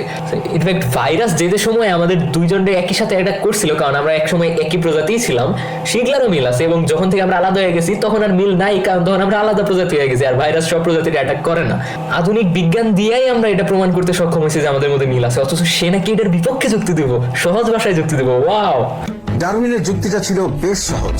তিনি দেখলেন মানুষের হাত আর শিম্পাঞ্জির হাতে 5টা আঙ্গুল, কবজের হাতের গড়ন সবই অনেকটা একই রকম। এটা দেখে তিনি সিদ্ধান্ত নিলেন এদের আদি উৎস বা কমন অ্যানসেস্টর নিশ্চয়ই একই ছিল।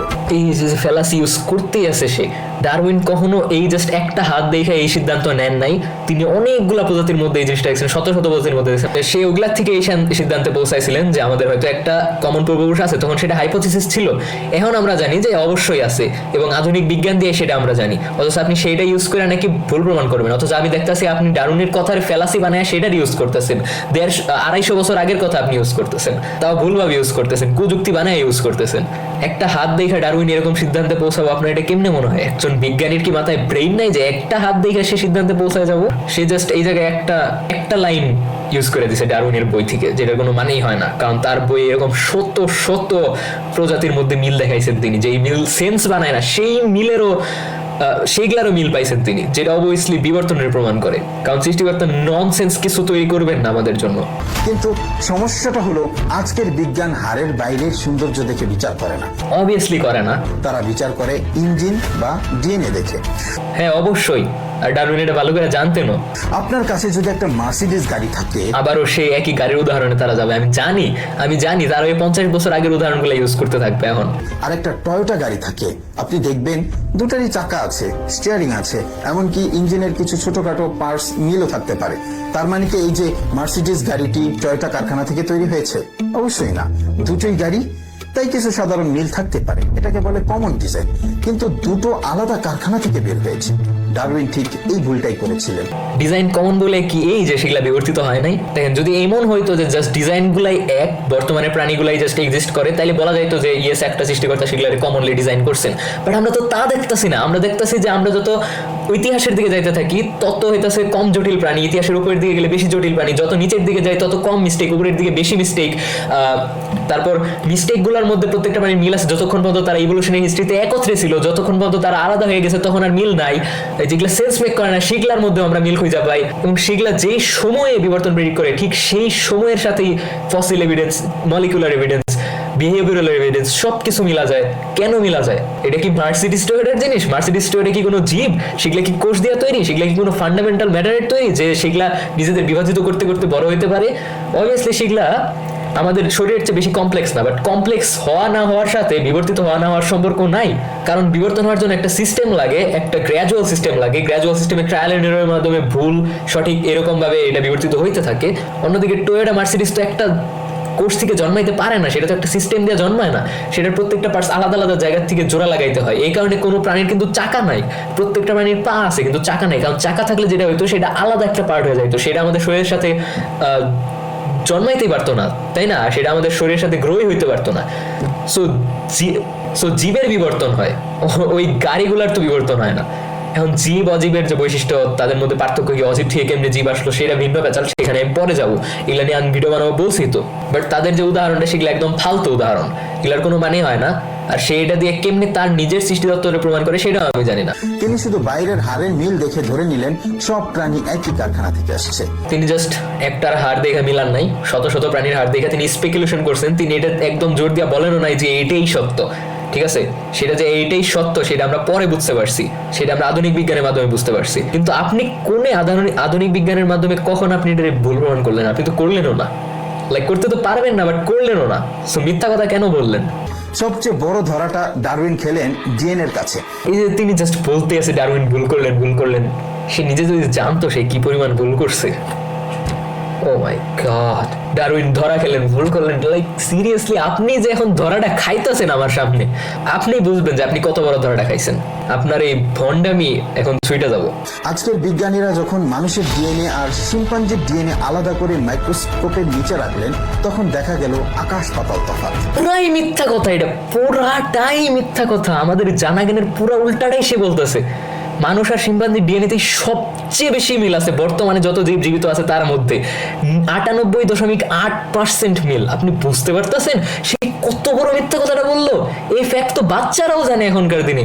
প্রত্যেকটা বাচ্চারা আপনি জিগায় দেখেন তো তারা জানে কিনা, তারা ওই ইউটিউব শর্টস দেখেও এই জিনিসটা শিখছে যে মানুষ আর শিম্পাঞ্জির ডিএনএতে সবচেয়ে বেশি মিল আছে, সেটা 98.8%।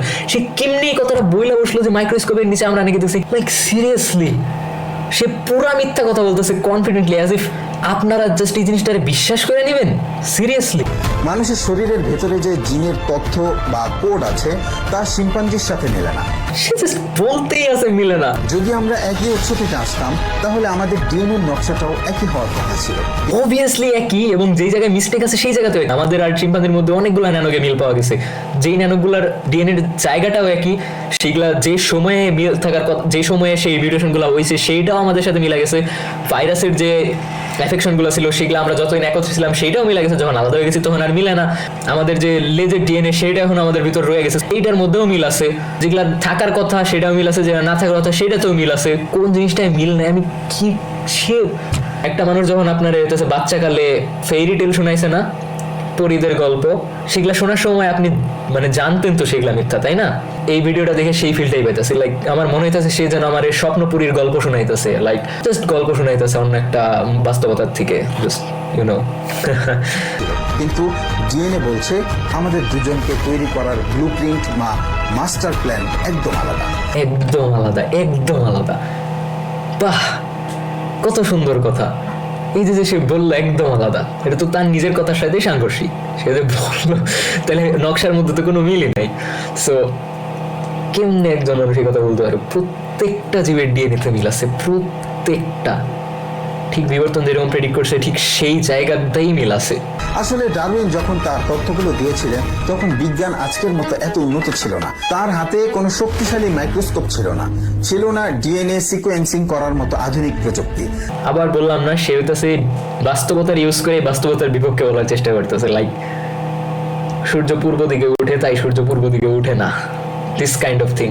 এরকম করে সে ম্যানিপুলেট করতেছে, লাইক সে বলার চেষ্টা করতেছে আজকের আধুনিক বিজ্ঞানে সব জানে। ইয়া অবভিয়াসলি জানে। এখন আপনার ব্রেন আপনার বোঝানোর চেষ্টা করবে যে ইয়েস এটা তো অবভিয়াসলি জানে, আধুনিক বিজ্ঞান অবভিয়াসলি যেটা জানে সেটা বেশি সত্য। সো তাহলে ডারউইন ভুল বলছে, তার কথা একদম মিথ্যা। সো আপনার ব্রেন একটা ইলিউশন তৈরি করবে এখন তার এই ধরনের কথা শুই না। তিনি তার সময়কার সীমাবদ্ধতার কারণে অনেক কিছু অনুমান করে বলেছিলেন। ইয়া অ্যাজ ইফ সে হইতেছে 250 বছর আগের দুনিয়ার থেকে আইসা কথা বলতেছে যখন ডারউইন ছিলেন। ডারউইন অনুমান দিছিলেন, ইয়েস দিছিলেন, তা সেইটারে উপস্থাপন করতেছে এমন ভাবে যে এইটা বর্তমান সত্য, বাট আধুনিক বিজ্ঞান দ্বারা প্রমাণিত যে তার কথাগুলো আরো বেশি সত্য ছিল, ডারউইনের কথাগুলো অবভিয়াসলি সত্য ছিল, এটা এখন আধুনিক বিজ্ঞান দিয়ে আরো ভালোভাবে প্রমাণিত। যা আজকের উন্নত বিজ্ঞান ভুল প্রমাণ করেছে। হোয়াট? পুরা উল্টা কথা বলতেছে রে ভাই, পুরাটাই উল্টা কথা বলতেছে। আমি যা বললাম তার পুরাটাই উল্টা বইলা দিল। Like what the fuck? ঠিক চেষ্টা করতেছে এটা কি, সে কি আমাদের গল্প শোনানোর চেষ্টা করতেছে? সে একটু রিসার্চ করে না এই ভিডিও বানানোর সময়, একটু না। কিন্তু সবচেয়ে বড় আক্ষেপের জায়গা হলো, সবচেয়ে বড় আক্ষেপের জায়গা আক্ষেপ তো আপনার, আপনি এখন রোস্ট হইতেছেন। ডারউইনের এই অনুমানগুলোকে পুঁজি করে একটি নাস্তিক সমাজ স্রষ্টাহীন মহাবিশ্বের গল্প বানায়। ওরে বাপ রে, গল্পকে পুঁজি করে, ওরে বাপ রে, আপনার গল্প মনে হয় খুব প্রমাণিত। পুরাটা মিথ্যা কথা বলে আপনাদের মতো মানুষরে পুঁজি করে আপনাদের পুরা ধর্ম সমাজ বানায়। আপনি এই জায়গায় যে মানুষদের অ্যাটাক করে বলতেছেন, একটা সমাজে অ্যাটাক করে বলতেছেন, এখন আপনি বুঝতেছেন যে আমি আপনার অ্যাটাক করলে আপনার কিরকম ফিলিং হয়। নাস্তিক্যবাদী দর্শন এই তত্ত্বকে ঢাল হিসেবে ব্যবহার করে দাবি করতে শুরু করে যে এখানে কোনো সৃষ্টিকর্তা নেই। এই যে আবার যে উল্টা পাল্টা সে কথাগুলো বলতেছে যে এটার সাথে সৃষ্টিকর্তা সম্পর্কটা ওই রকম ভাবে না যে বিবর্তন সত্য বলে সৃষ্টিকর্তা নাই। সম্পর্কটা এরকম ভাবে যে কোনো ধর্ম বিবর্তন যেহেতু স্বীকার করতেছে না, সে তো কোনো ধার্মিক সৃষ্টিকর্তা থাকা না থাকে সেটা ধর্মের উপর যেহেতু নির্ভর করতেছে, সো ধর্ম এদিক দিয়ে প্রমাণ দিতে পারতেছে না সৃষ্টিতত্ত্ব সম্পর্কে, অন্যদিকে বিবর্তন সম্পর্কে আমাদের ওভারওয়েলমিং অ্যামাউন্ট অফ প্রমাণ আছে। যখন আপনি বিচার করে দেখেন কেমনে হয় জিনিসটা, যদি আপনার ব্রেইন থেকে পড়াশোনা করে দেখেন, সবকিছুই প্রাকৃতিক ভাবে বিবর্তনের মাধ্যমে নিজে নিজেই এ পর্যন্ত এসছে। মানুষ আদিকালে বানর ছিল নাকি শিম্পাঞ্জি ছিল, সেই রকম ভাবে কেন কথা বলতেছে জানেন তো? আপনাদের রে ম্যানিপুলেট করার জন্য। অবভিয়াসলি মানুষ শিম্পাঞ্জি বানর ছিল না কখনো, বিবর্তন এটা কখনো বলেও না। আমাদের পূর্বপুরুষ এক ছিল, এইটা বিবর্তন প্রত্যেকটা জীবের ক্ষেত্রে অ্যাপ্লাই করে এবং সফলভাবে অ্যাপ্লাই করে এবং প্রমাণিতভাবে অ্যাপ্লাই করে। সেই যে সব প্যাচগোজ ঘুরে এত আলোচনা কইরা সে আপনাদের বিবর্তনের সংজ্ঞাটা পর্যন্ত দেয় নাই, ঠিক আছে? সংজ্ঞাটাও সে দেয় নাই। সে এত পেঁচাল পায়রা নিয়ে আপনাদের সেই ঘুরাই ফিরে মিথ্যা বানোয়ার যে কথাটা, যেটা ধার্মিকরাই বানিয়ে নিছে, সেইটার মধ্যেই সে ফিরে আনবে। কারণ তার কাজটা হলো আপনার ব্রেইনে ওই লেভেলে আটকায় রাখা, যেন আপনি মনে করতে থাকেন যে বিবর্তন মিথ্যা এবং আপনার ধর্মই সত্য। মানুষ আদিকালে বানর ছিল নাকি শিম্পাঞ্জি ছিল, এই তর্কে সময় কেটে যায় আমাদের নাস্তিকদের। যে বিন্দু মাত্র পড়াশোনা করে সে জানে যে এই কথাটা ভুল, মানুষ বানর থেকে আসছে, শিম্পাঞ্জির থেকে আসছে। তারা নাকি এটা নিয়ে তর্ক করে। জিনিসটা কিছুটা এরকম হয়ে গেল যে বিজ্ঞানীরা পৃথিবীর সমতল নাকি গোল, সেটা নিয়ে তর্ক করে। লাইক সিরিয়াসলি, সমতল নাকি গোল, এটা নিয়ে কেন আমরা তর্ক করতে হবে? আমরা তো বাইরে থেকে অলরেডি দেখেই আসছি যে পৃথিবী গোল। যা ইচ্ছা তাই নিজের মতো বানায় গল্প বলতেছে। তাদের বিশ্বাস এই ডারউইনিজম তাদের নাস্তিকতাকে শক্তিশালী করবে, অথচ বিজ্ঞান নিজেই ডারউইনিজমের বিরুদ্ধে। শক্তিশালী করবে বুঝতে পারতেছেন তো? সে জাস্ট এখন মজা নিতেছে এক প্রকার, মানে আমি মজা নিতেছি আর কি তার কথা শুই না। আশা করি আপনারাও বুঝতে পারতেছেন আর আপনারাও মজা নিতেছেন জাস্ট তার কথা শুই না এখন। কারণ এই মুহূর্তে আর প্রমাণ অপ্রমাণ করার কিছুই নেই, তার আর বলারও কিছু নেই, সব আমি এক্সপ্লেন করে ফেলাইছি। আপনার মাথায় যদি ব্রেন থেকে থাকে আমার মতো, আমরা দুইজনই এখন তার কথা শুনে জাস্ট মজা উড়াইতেছি। জানি না সে মজা উড়াইতেছিল কিনা। দিন শেষে প্রকৃতির এই জটিল ডিজাইন আর শৃঙ্খলা দেখে মানতেই হয় যে এর পিছনে অবশ্যই একজন সুনিপুণ স্রষ্টা আছেন। ততক্ষণ না পর্যন্ত সেই জটিল নকশাগুলার মধ্যে ভুল পাওয়া যায়, অনেকগুলাই ভুল পাওয়া যায়। বিজ্ঞান আমাদের স্রষ্টাকে অস্বীকার করতে শেখায় না, বরং সত্যটাকে সামনে নিয়ে আসে। আমি তো এটাই বলতেছি সেই প্রথম থেকে যে বিজ্ঞান স্রষ্টারে স্বীকার বা অস্বীকার করা শেখায় না, এটা বিজ্ঞানের কাজ না। বিজ্ঞান হলো সৃষ্টি নিয়ে কাজ করে, আই মিন যে জগৎ অবজারভেবল সেটা নিয়ে কাজ করে। আপনি নিজেই তো এই জিনিসটারে বারবার পেঁচাইতেছেন। বিজ্ঞানের সাথে ধর্মের সাংঘর্ষিকতা আছে, ইয়েস অবভিয়াসলি, এই জিনিসটার সাথে আমি 100% এগ্রি করি, বাট স্রষ্টার সাথে কোনো সাংঘর্ষিকতা নাই। কারণ যেহেতু ধর্ম একটা স্রষ্টারে পুঁজি করতেছে নিজের বেজ হিসাবে, সো ধর্মের যেহেতু ঐতিহাসিক বিবর্তনিক প্রমাণ বেজ ভিত্তি কিছুই পাওয়া যাইতেছে না, আর এই বিবর্তনের পাওয়া যাইতেছে, সো সেইটা নিয়ে আপনার যেটা মনে হয় সেটা আপনার পড়াশোনা করা উচিত এবং আপনার বিবেচনায় আনা উচিত। কিন্তু সেই জায়গায় পুরা নিজের মতো একটা নাটক সাজায় নিছে, মিথ্যা কথা বলতেছে একের পর এক। আল্লাহ তাআলা পবিত্র কোরআনে কত সুন্দর করে বলে দিয়েছেন, বিবর্তনের সাথে এই জায়গায় কোরআন আনার কোনোই মানে নাই, কারণ তার উদ্দেশ্যই হইতেছে এই ভিডিওর মাধ্যমে ইসলামের প্রচার করা এবং ইসলামের সত্যতা প্রমাণ করা, যেমনটা আমি তার চ্যানেলে অন্যান্য ভিডিওগুলোতেও দেখছি। বাট একটা কথা মাথায় রাখা উচিত, সেটা হলো বিবর্তনে যদি কোনোদিন ভুল প্রমাণিত হয় তাও কিন্তু ধর্ম সত্য প্রমাণিত হইয়া যায় না। যিনি তার প্রতিটি সৃষ্টিকে সুন্দরভাবে সৃষ্টি করেছেন এবং কাদা মাটি থেকে মানুষের সৃষ্টির সূচনা করেছেন। এই জিনিসটা যে একজন মানুষ কল্পনা করতে পারে না সেটা আপনি কেমনে বলতে পারেন? বরঞ্চ প্রকৃতি এমন ভাবে কাজ করে, বিবর্তন এমন ভাবে কাজ করে যেটা আমাদের কল্পনা শক্তিরও বাইরে, এতটা জটিল এবং এতটা অসাধারণ, বাট 100% নিখুঁত মোটেও না। বাট আপনি যখন বইলা দিলেন যে জাস্ট আমরা সৃষ্টি হয়েছি কাদামাটির থেকে, আপনি এখন এইটা কেমনে প্রমাণ করেন? আপনি মানে আপনার কি একটু কমন সেন্স নাই? আপনি কোরআনে একটা আয়াত দিতে পারলেন, অথচ বিবর্তনের একটা প্রমাণ আপনি দেখাইতে পারলেন না। এই আপনার ভিডিও বানানোর রিসার্চ, এই আপনার ভিডিওর পিছনের এফোর্ট, তাই না? এই আপনার পরিশ্রম, যত সব দেশবাসীরে জঘন্য লেভেলের বোকা বানানোর প্রতারণা। কোরআন বলছে আল্লাহ প্রতিটি সৃষ্টিকে সুন্দর করে নিখুঁত করে বানিয়েছেন। আমরা নিখুঁত না। এই যে প্রতিটি প্রাণের পেছনে একজন মহাজাগতিক আর্কিটেক্ট বা নকশাকার আছেন, যিনি প্রতিটি ডিএনএ কোড, প্রতিটি হাড়ের বিন্যাস যত্ন নিয়ে করেছেন, এই বিশ্বাসটি আমাদের মনে এক গভীর মর্যাদাবোধ নিয়ে আসে। বিবর্তন কি আপনার মধ্যে মর্যাদাবোধ আনে না? লাইক এটা কতটা সুন্দর যে কোটি কোটি ধরনের জীব, একই জীব ছিল একটা সময়। আমরা যে কয়লা ইউজ করতেছি, আমরা যে খাইতেছি, এগুলো একটা সময় একই জীব ছিল। এবং আমাদের পরিবারেরা, আমরা সেম পরিবার, প্রত্যেকটা জীব, আমার এই টেবিল চেয়ার, আমার এই কাপড় চোপড় যে কোষ দিয়ে তৈরি, এরা এক পরিবার। আমরা লাইক লিটারেলি একটা পরিবার। তো এই জিনিসগুলো আপনার কাছে অসাধারণ লাগে না? অথচ আপনার নিজের সৃষ্টির সেরা জীব মনে করা, তারপর ভায়োলেন্স সৃষ্টি করা, একজনের মতবাদের সাথে আপনার মতবাদ না মিললে তারে খুন করার নির্দেশ, এই ধরনের জিনিসগুলো আপনার কাছে জঘন্য মনে হয় না? তারা যে আপনার পরিবার, সেটা জাস্ট বিবর্তন বলেই না, বরং কোটি কোটি গুণ শক্তিশালীভাবে প্রমাণ করেও দেখায়। বিবর্তনের বিপক্ষে আজ পর্যন্ত একটাও ভেরিফাইড প্রমাণ নাই, একটাও না। যা আছে সব ওই সুডো সায়েন্টিফিক ব্যাকগ্রাউন্ড ছাড়া লোকজনদের আবল তাবল কথা, তাদের কথাই আপনি হয়তো দেখছেন। আমি জাস্ট সিম্পলি এটাই অ্যাজিউম করতে পারতেছি আপনার কথাবার্তা শুই না। আমরা কোনো দুর্ঘটনার ফসল নই। আমরা কোনো দুর্ঘটনার ফসল আসলেই না। বিবর্তন কোনো দুর্ঘটনা ছিলই না। মিউটেশন একটা দুর্ঘটনা, বাট সেই মিউটেশন সার্ভাইভ করবে কি করবে না সেটা মোটেও দুর্ঘটনা না। সেটা হচ্ছে ন্যাচারাল সিলেকশন বা সিলেকশন, যে কোনো ধরনের সিলেকশন। সো সিলেকশন মোটেও দুর্ঘটনা। সো মিউটেশন ভালো হতে পারে, খারাপ হতে পারে, নিউট্রাল হতে পারে। মিউটেশন অবভিয়াসলি ভালো হইলে পারা আমরা সেটা সিলেক্ট করি, ভালোভাবে সিলেক্ট করি, আর মিউটেশন খারাপ হলে সেই জীব বাঁচতে পারে না, কারণ আমরা এটা সিলেক্ট করি না। সো এগুলা নিয়ে আমি অবশ্যই এক্সপ্লেন করবো, আপনারা হয়তো বুঝতে পারতেছেন না আমি কি বলতেছি। এগুলা নিয়ে অবভিয়াসলি ভিডিও বানাইতে থাকবো, এরকম প্রতারকদের বিরুদ্ধে আমি ভিডিও বানাইতেই থাকবো, নয়তো আমাদের পড়াশোনার কোনো দামই নাই। সো আমরা দুর্ঘটনার ফসল না, বিবর্তন দুর্ঘটনা না। আসলে কে এটা কোন থেকে বলে আমি জানি না। আমি আজ পর্যন্ত কোনো নাস্তিক, কোনো বিজ্ঞানীদের বলতে শুনি না বিবর্তন দুর্ঘটনা। এই যে ধার্মিকরা আছে, এরা কিছুই পারে না, কিছুই জানে না, এরা এসে নিয়ে বলে নাকি বিবর্তন দুর্ঘটনা। এরা এসে সব ভুলভাল কথা বলে বিবর্তন সম্পর্কে। বরং আমরা পরিকল্পিত, আমরা মূল্যবান, আমরা আশরাফুল মাখলুকাত। সৃষ্টির সেরা জীব হয়ে আপনি রিসার্চ করবেন না, ইচ্ছা মতো মিথ্যা কথা বলবেন, এটাই আপনার ধর্ম শিখিয়েছে আপনার। সমস্যা আছে যখন আপনি সত্য কথা বলার চেষ্টা করবেন, তখন যা দেখবেন যে বিবর্তনই সত্য, তখন দেখবেন যে ধর্মীয় ইতিহাসের কোনো প্রমাণ পাওয়া যাইতেছে না, তখন যে পড়বেন একটা প্যাচে। নাস্তিকরা বলে সব অগোছালো আর অটোমেটিক, কিন্তু কোরআনের সৌন্দর্য দেখুন, এটি বলে সবকিছুই সুশৃঙ্খল। বললেই হয়ে গেল, লাইক সিরিয়াসলি বললেই জিনিস হয়ে গেল। বলা দিয়ে তো কিছু যায় আসে না। এই জিনিসটা নিহালিজম সম্পর্কে এরা সবসময় ভুল বুঝে, আর এই জিনিসটা দিয়ে আপনাদের ফিলিংটারে এরা ম্যানিপুলেট করতে চায়, যে আপনার তো কমফোর্টেবল ফিল হইতেছে যখন আপনি জানতেছেন যে সবকিছু সুশৃঙ্খল, সো আপনি সেটাই বিশ্বাস করতে থাকেন। বাট যখন আপনি বিবর্তন সম্পর্কে জানবেন, আপনার ডিসকমফোর্টেবল লাগবে। সো সত্য সম্পর্কে তো মানুষ জানতে চাইবে না, মানুষ অবশ্যই চাইবে যে কোনটা কমফোর্টেবল, কোনটা বেশি আরামদায়ক, সেইটা নিয়ে থাকতে। সো সেই জায়গায় এখন পুরা ভিডিওতে তো কিছু পড়াই নাই বিবর্তন নিয়ে, পুরা ভিডিওতে জাস্ট সমালোচনাই করছে, যেগুলার কোনো ভিত্তিও নাই।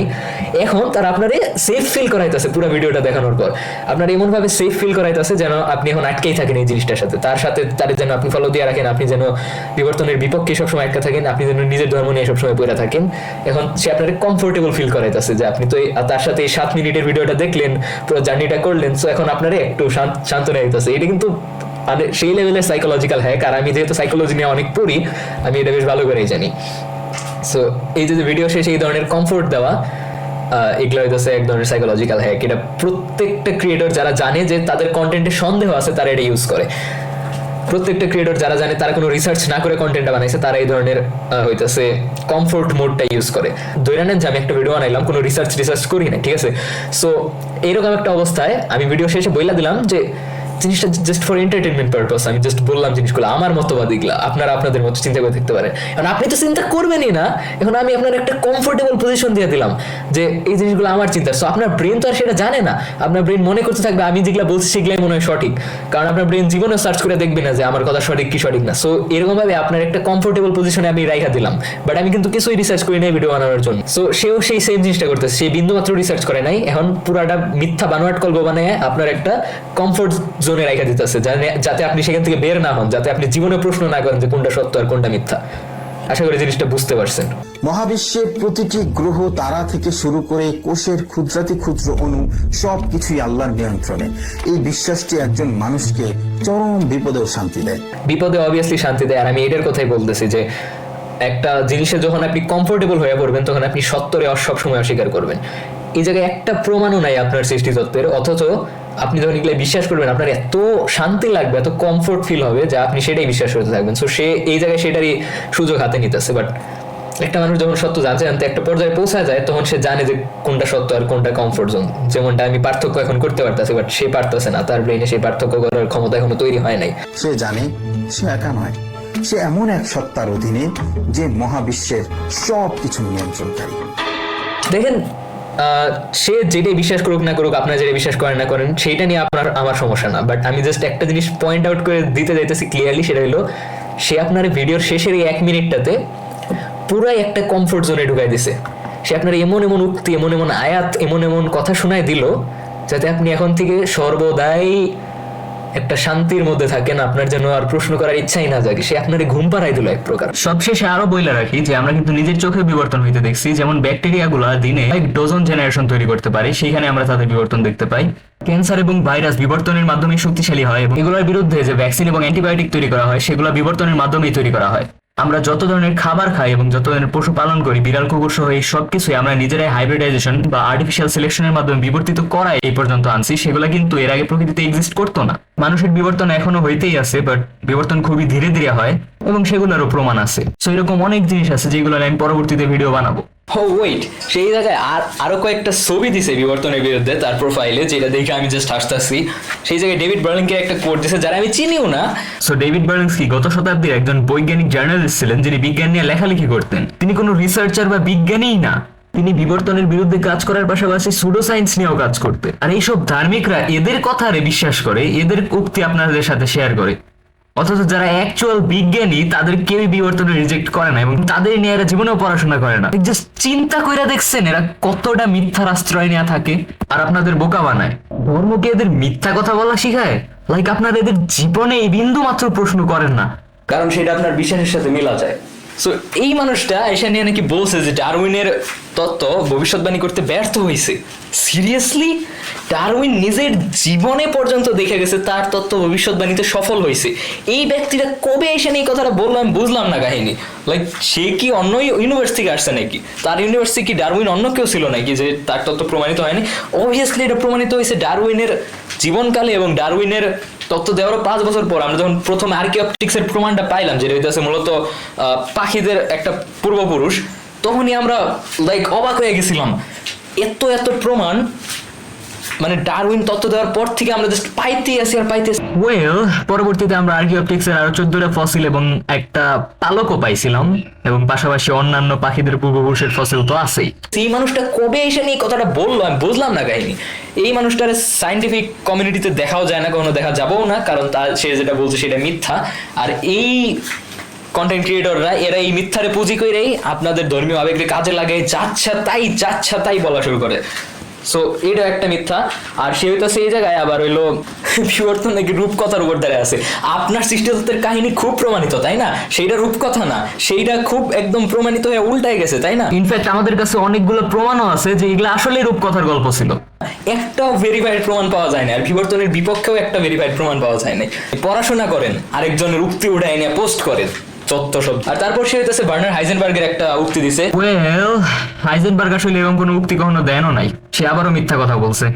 মানে এদের মিথ্যাচার কখনোই বন্ধ হবে না। এরা এদের ধর্মরে বাঁচাইতে মিথ্যাচার করতে একটু দ্বিধাবোধ করে না, তাছাড়া কোনো উপায়ও নাই এদের। আর হাইজেনবার্গ কবে থেকে পদার্থবিজ্ঞানের জনক হলো সেটাও আমি ভাবতেছি। হাইজেনবার্গ তো কোয়ান্টাম মেকানিক্সের একজন জনক ছিলেন। এখন আর আমার বলার ভাষা নাই সত্যি, কারণ আপনারা এদের কিছুই বলবেন না, এদের মিথ্যা কথায় কোনোদিনও ধরবেন না, কারণ এরা হইতেছে আপনার সেম ধর্মের ভাই। আর আপনার ধর্ম নিয়ে কেউ যদি অজান্তেও প্রশ্ন করে তখন আপনারা তাদের মাইরা ফেলান। আপনাদের দেখা তো প্রফেশনাল মনে হয়, বাট এইটাই ঘন্টাকের মূল। আপনি নিজেরা প্রফেশনাল দেখাবেন, এরপর যাচ্ছা তাই। তার মানে এই না যে আপনি জাস্ট হাইজেনবার্গের একটা যুক্তির উপর দাঁড়িয়ে আপনি পুরা বিবর্তনের ভুল বইলা তারপর পাশাপাশি হইতেছে আপনি স্রষ্টার অস্তিত্বরে স্বীকার করে আবার নিজের ধর্মরেও প্রমাণ করে ফেলাবেন। এর কোনো মানেই হয় না। হাইজেনবার্গ একজন কোয়ান্টাম মেকানিক্স সায়েন্টিস্ট ছিলেন, তিনি একজন ফিজিসিস্ট ছিলেন, সে হয়তো বিবর্তন নিয়ে ওই পরিমাণ পড়েনও নাই, তারপর আর দরকার ছিলও না, তিনি ফিজিক্সে যে অবদান রাখছেন দ্যাটস এনাফ। তারপর হইতেছে তিনি হয়তো ফিলোসফি নিয়ে পড়ছেন, বাট আমরা যেটার কথা বলতেছি সেটা নিয়ে হয়তো তিনি পড়েন নাই, তিনি হয়তো ধর্মের ইতিহাস নিয়ে অতটা পড়েন নাই, তিনি হয়তো ওই ইথিক্সের মধ্যে ছিলেনও না। সো তার কোনো দরকারই নাই ওই জিনিসটা নিয়ে বলার জন্য, তিনি তার একটা ফিলিং শেয়ার করছেন, এরকমভাবে অনেক বিজ্ঞানীরাই শেয়ার করছেন। বাট বর্তমানে যেহেতু আমাদের কাছে আরো অনেক বেশি পরিমাণ জ্ঞান আছে, আর জ্ঞান যেহেতু আরো ফ্রিলি অ্যাভেলেবল আছে সবার কাছে, সব যদি আমরা একসাথে করি তাইলে তাদের চাইতে ভিন্ন কনক্লুশনে পৌঁছানো সম্ভব। নিউটন ধার্মিক ছিলেন, আইনস্টাইন অ্যাগনস্টিক ছিলেন, তিনি ধর্মে বিশ্বাস করতেন না, জাস্ট সৃষ্টিকর্তা বিশ্বাস করতেন। হাইজেনবার্গের ক্ষেত্রেও একই, তারা অ্যাগনস্টিক, মানে তারা মনে করেন যে সৃষ্টিকর্তা আছেন, বাট তার মানে আপনার ধর্ম প্রমাণিত হয়ে যায়, বিবর্তন বলে প্রমাণিত হয়ে যায়। এই জিনিসগুলো আপনি কেমনে পৌঁছান, এইসব কনক্লুশনে আপনি কেমনে পৌঁছান? একজন বিজ্ঞানী ধার্মিক বলে একটা উক্তি দিছে বলে আপনি সেটার উপর বিশ্বাস করে আপনার কনক্লুশনে পৌঁছান? আপনার পড়াশোনা করার কোনো দরকার নাই, আপনার কি জ্ঞান অর্জনের কোনো দরকার নাই, একটা জিনিসের উপর ভিত্তি করে আপনি কেমনে কনক্লুশনে পৌঁছায় যান? আপনি সেটা নিজের চোখ দিয়ে দেখছেন? এইটা হইতেছে খুবই বাজে একটা জিনিস, যে বেশিরভাগ মানুষ জাস্ট একটা মানুষের কথা শুনে না কনক্লুশনে পৌঁছায় যায়। সেই মানুষ যেমনই হোক, আপনার বোঝা উচিত সেও একটা মানুষ, এবং সে যেহেতু আগেকার দিনের মানুষ, বেশি সম্ভবত সে একটা দিকে বায়াসড ছিলেন, সে তার নিজের ফিল্ড নিয়ে বেশি গবেষণা করছেন। আইনস্টাইন হুদাই বিবর্তন নিয়ে পড়তে যান নাই, হাইজেনবার্গ যান নাই, তাদের নিজের জিনিস নিয়ে অনেক কাজ ছিল, তাদের ওটা ফিল্ড না। সো আমি জাস্ট বুঝি না, আপনারা নিজেরা পড়াশোনা না করে আরেকজনের উক্তির উপর বেস করে কেমনে করে নিজেদের জাজিফাই করেন, কেমনে করে নিজেদের বহিঃপ্রকাশ করার চেষ্টা করেন।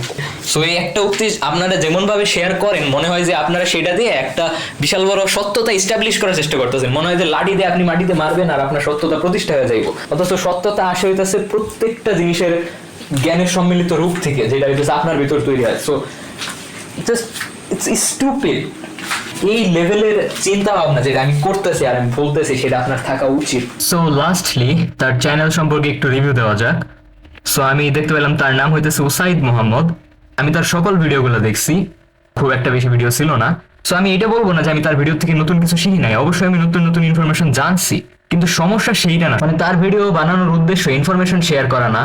রিসেন্ট কিছু ভিডিও দেখলে আপনারা বুঝতে পারবেন যে তার উদ্দেশ্যই হলো নাস্তিকতার অ্যাটাক করা। সে ওই ভিডিওগুলোতে প্রচুর পরিমাণে কুযুক্তি ইউজ করছে, এবং পাশাপাশি সে এমন এমন কথা বলছে নাস্তিকদের সম্পর্কে যে জিনিসগুলো তারা আসলে করেও না, সেই জিনিসগুলোরে তারা উপস্থাপন করতেছে সেই ভিডিওগুলোতে। আমার মনে হয় আপনার নাস্তিকদের সাথে বইসা পডকাস্ট করা উচিত। সো আমি এনাদের ব্যাপারে আসলে এখন কিছু বলতে পারতেছি না, কারণ আমি এখন পর্যন্ত তাদের খুব একটা ভিডিও দেখিও নাই। সো পরবর্তীতে আমি তাদের রিভিউ করে একটা ভিডিও বানাবো, এবং আপনাদের যে ভিডিও ছিল সেখানে থাকা কিছু বায়াসড প্রশ্নগুলোর উত্তর দিব। তবে একটা জিনিস একদম নিশ্চিতভাবে বলা যায়, সেটা হইতেছে এই থাম্বনেইলে আপনি যে যে বিষয়গুলো বলছেন সেগুলো কিন্তু আপনার ক্ষেত্রেও এবং প্রত্যেকটা ধর্ম ব্যবসায়ীর ক্ষেত্রে একদম 100% অ্যাপ্লাই করা যায়। আমি বাস্তবতা বলছি, বিজ্ঞান, ইতিহাস, পড়ালেখা ও যুক্তি বোঝার মাধ্যমে তার ব্যবহার করা কুযুক্তিগুলো সম্পর্কে আমার মনে হয় ভিডিও বানাইতেও হবে ভবিষ্যতে। এবং তাদের কমেন্ট বক্সে গেলেও আসলে সেই জিনিসটা স্পষ্ট হয়ে ওঠে। অনেক জায়গায় দেখা যায় যে যারা আসলেই তাদের চেয়ে একটু বেশি বুঝেন তারা সেগুলো সম্পর্কে প্রতিবাদ করতেছেন, যেটা খুবই ভালো একটা জিনিস। লাইক মাঝে মধ্যে দেখলে বোঝা যায় যে তার ওই ভিডিওর চাইতে তাদের কমেন্ট সেকশনে থাকা মানুষরাই আসলে বেশি বুদ্ধিমান। আবার অনেকে অন্ধের মতো তারা বিশ্বাসও করে। যেমন এখানে তিনি যে কথাটা বলছেন সেটা কোনো যৌক্তিক মানুষ কখনোই সমর্থন করতে পারে না। আমি নিজেও যখন একজন অযৌক্তিক ছোট সাইন্টিফিক মানুষ ছিলাম তখন আমি এই কথাগুলো বলতাম, এবং তারাও অপরপক্ষরে নিয়ে সেই একই কথাই বলে। সেম জিনিসটা আসলে প্রত্যেকটা সমাজের ক্ষেত্রে অ্যাপ্লাই করা যায়, যে কারণে এরকম কোনো কথা একজন একটা আস্ত সমাজে অ্যাটাক করে বলা উচিত না। তো আপনি যৌক্তিক মানুষ হইলে এই কাজ কেমনে করতে পারেন সেটা আমি জানি না। একটা জিনিস ক্লিয়ারলি আমি দেখছি, সেটা হলো আপনি এইসব অযৌক্তিক কমেন্টে রিপ্লাই করেন, অথচ যেসব যৌক্তিক কমেন্ট আছে সেগুলো কোনো উত্তর দেন না। আমি একটু পর সেটা দেখাইতেছি।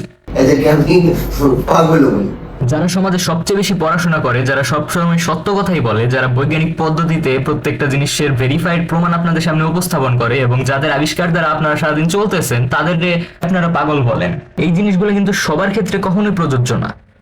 জানি না সে যদি এত যুক্তি সহকারে পডকাস্ট গুলো করে থাকে, তাইলে এরকম ধরনের কথা তিনি কেমনি অ্যালাউ করতে পারেন? কমেন্ট সেকশনে পুরো তোলপাড় লেগে গেছে। এখানে একজন একটা সঠিক কথাই বলছেন, আর ব্যক্তিরা তাদের প্রত্যেকের কমেন্টে যে কোরআনের কিছু বৈজ্ঞানিক আয়াত দ্বারা রিপ্লাই করতেছে, মানে তাদের কথার উত্তর বা তাদের কথার বিপক্ষে তো প্রমাণ দিতে পারতেছেই না, বরং সে মনে করতেছে এই আয়াতগুলো দ্বারা সে সত্য প্রতিষ্ঠা করে বৈশা আছে। তারা বোঝে না যে কোনো ধর্মগ্রন্থ বিবর্তনের ভুল প্রমাণ করার জিনিস না। বিবর্তন একটা বিজ্ঞান রে ভাই, বরং বিবর্তনের ভুল প্রমাণ করার জন্য বৈজ্ঞানিক প্রমাণ দরকার, যেটা সে তো জীবনে দিতে পারবেই না। এবং কখনো যদি বিবর্তন ভুল প্রমাণিত হয়েও যায়, তো তাদের কথাগুলো সত্য হয়ে যায় না। এই জায়গায় আরেক অজ্ঞ ব্যক্তি তার মন গড়া একটা কথা বলছে। আমি অলরেডি বলছি যে এগুলা মিথ্যা এবং এইসব কথা তারাই বানায় নিছে, কিন্তু কিন্তু কথা হইলো তারা সেই কমেন্টে রিপ্লাই করছে, যদিও তারা কিন্তু ভালোভাবেই জানে যে এই কথাটা মিথ্যা। সো আপনারা ক্লিয়ারলি দেখতেই পাইলেন যে এরাই সর্বদাই মিথ্যার আশ্রয় নেয়।